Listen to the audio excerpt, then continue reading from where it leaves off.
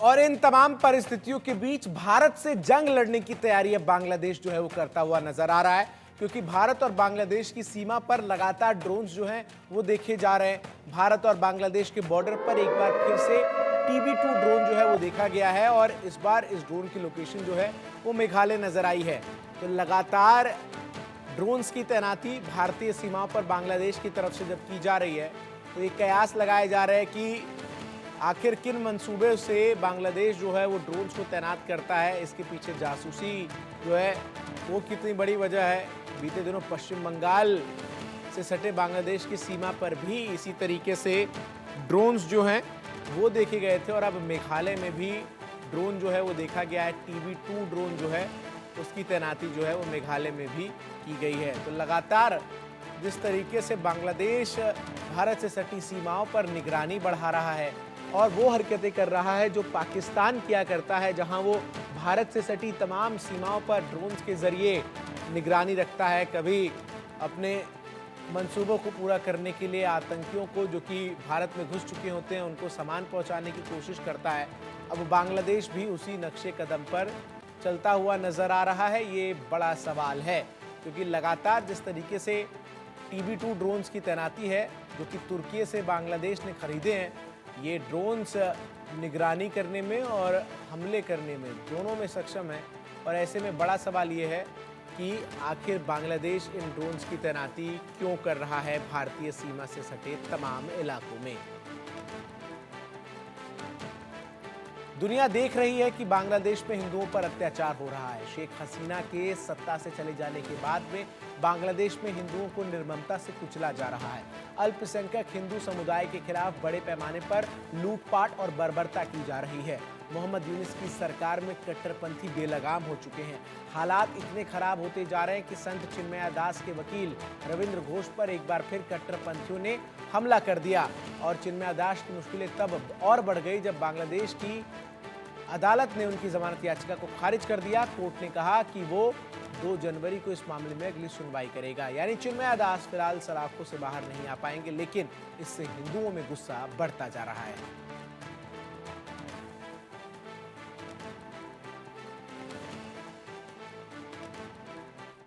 ये बहुत ही चिंता का बात है। जो भी बांग्लादेश में हो रहा है, ये एक प्रकार से जितना बार भी आप निंदा करें कम है। माइनॉरिटीज को कैसे प्रोटेक्शन किया जाते हैं, ये खाली भारत में ही आपको देखेगा। बाकी जितना भी कंट्रीज हो, पाकिस्तान हो या बांग्लादेश हो, कोई जगह में हिंदू का या उस देश का माइनॉरिटीज का सुरक्षा नहीं है। बहुत जो भी बांग्लादेश में हो रहा है बहुत दुख की बात है।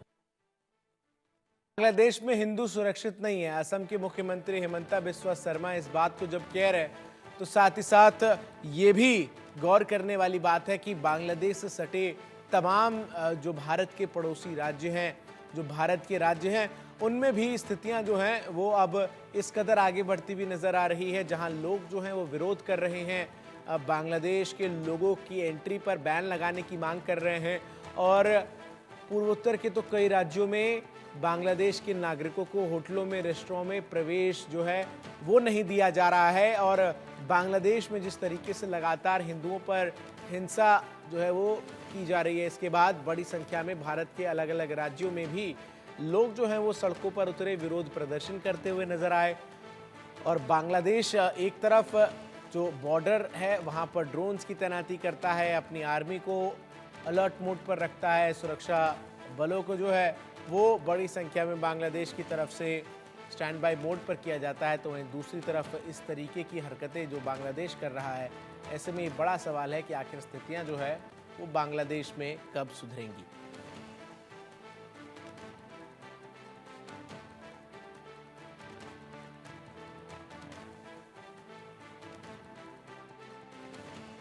पर अत्याचार, हिंदू संगठनों ने भरी हुंकार। हिंदुओं पर अत्याचार, गुस्से में आरएसएस, अराजक, अस्थाई, बांग्लादेश से नया टेरर संदेश, बांग्लादेश से आतंकी साजिश का पर्दाफाश, बांग्लादेश को बीजेपी नेता शुवेंदु की राफेल वाली धमकी, पाकिस्तान की तरह बर्बाद होगा बांग्लादेश में हिंदुओं पर हिंसा लगातार जारी है। भारत समेत दुनिया भर के देशों में बांग्लादेश में हिंदुओं पर अत्याचार की आलोचना हो रही है। बावजूद इसके बांग्लादेश में हिंदुओं पर अत्याचार थम नहीं रहा है। बांग्लादेश में हिंदुओं पर हिंसा को लेकर आरएसएस भी गुस्से में है। आरएसएस के नेता सुनील अंबेकर ने बांग्लादेश में अल्पसंख्यक हिंदुओं के खिलाफ हो रहे अत्याचारों पर गहरी चिंता जताई। उन्होंने भारत सरकार से हिंदुओं पर अत्याचारों को रोकने के लिए ठोस कदम उठाने की मांग की और कहा कि इस संबंध में अन्य देशों से भी बातचीत की जानी चाहिए। देश में बहुत सारे लोग, समाज में सभी प्रकार के लोगों का आक्रोश है और समाज की सारी धार्मिक आध्यात्मिक संगठन जो है वो सब मिलकर ये सारा आक्रोश व्यक्त कर रहे हैं। और ये सभी जो आक्रोश है ये सब हिंदू और सभी अल्पसंख्यक, बौद्ध, जैन और जितने भी अल्पसंख्यक है सब पर जो अन्याय हो रहा है उसको तत्काल रूप से रोकने के लिए चल रहा है। तो मुझे लगता है कि ये आवश्यक था और देश में सभी लोगों ने इसमें पहल की है, बहुत ही अच्छा। बांग्लादेश में हिंदुओं पर अत्याचार को लेकर देश भर में शहर शहर उबाल है और अब बीजेपी नेता शुभेंदु अधिकारी ने बांग्लादेश को साफ साफ कह दिया है कि बंगाल में 40 राफेल तैनात है। शुभेंदु ने कहा कि सिर्फ 2 राफेल भेजने से ही काम हो जाएगा। शुभेंदु ने आगे कहा कि बांग्लादेश के खिलाफ भारत कड़ा रुख अपना सकता है। बांग्लादेश भारत पर निर्भर है, न कि भारत बांग्लादेश पर। হাসিমারাতে 40টা রাফেল আছে, আরো বহু জায়গায় আছে, কাছাকাছির নামটা বললাম। মাত্র 2টো রাফেলকে যদি উড়িয়ে দেয় ভারত, প্যান্টে বাথরুম করে ফেলবে ওরা। वैसे बांग्लादेश में बिगड़े हालात के बीच भारत में विदेश मामलों की अस्थायी समिति की बैठक हुई। बैठक में विदेश सचिव विक्रम मिस्री ने बांग्लादेश के दौरे का ब्यौरा दिया। विक्रम मिस्री ने कहा कि बांग्लादेश से हिंदू विरोधी हिंसा रोकने का भरोसा मिला है। अमेरिका ने भारत और बांग्लादेश से अपने मतभेदों को शांतिपूर्ण तरीके से सुलझाने की अपील की है। विदेश मंत्रालय के प्रवक्ता मैथ्यू मिलर ने दोनों देशों को आपसी बातचीत के जरिए हर मुद्दे का समाधान करने का आह्वान किया है। भारत बांग्लादेश तनाव के बीच एक अच्छी खबर भी आई है। दरअसल भारत और बांग्लादेश के बीच चलने वाली इंटरनेशनल रेल सेवा मिताली एक्सप्रेस 5 महीने बाद ढाका से जलपाईगुड़ी लौटी। सोमवार को भारत और बांग्लादेश के विदेश सचिवों की बैठक के बाद ट्रेन के डिब्बे वापस भारत आए। ये ट्रेन जुलाई से बांग्लादेश में अशांति के कारण फंसी हुई थी। भारत और बांग्लादेश के बीच तनाव कम होने का नाम ही नहीं ले रही है, बल्कि हर रोज इसमें और इजाफा होता दिख रहा है। इस बीच अब एक ऐसी घटना हुई है जिसने भारत की चिंता बढ़ा दी है। दरअसल बांग्लादेश का एक TB2 ड्रोन भारत की सीमा के करीब मेघालय में देखा गया है। ये वही ड्रोन है जिसे पश्चिम बंगाल के पास भी देखा गया था। TB2 ड्रोन तुर्की का बना ड्रोन है। बांग्लादेश अपनी हरकतों से बाज नहीं आ रहा है। ऐसे में सवाल उठता है कि क्या पाकिस्तान जैसा हो जाएगा Bangladesh. Bureau report, India news.